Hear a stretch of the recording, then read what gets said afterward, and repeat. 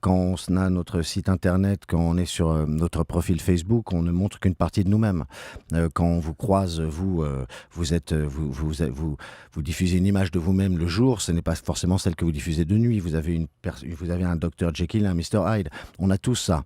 Est-ce qu'on est capable de le vivre? Est-ce qu'on est capable de l'assumer? Est-ce qu'on est bien dans nos pompes aujourd'hui? Est-ce qu'on est bien dans les pompes des autres?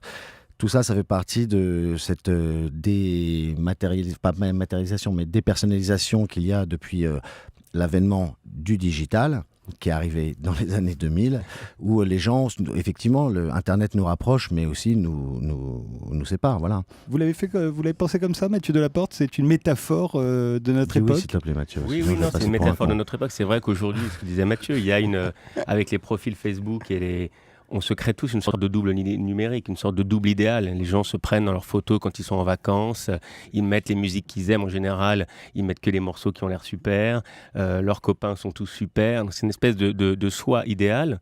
Et au fond, chacun, quand on grandit, tout être humain se construit par rapport aux autres.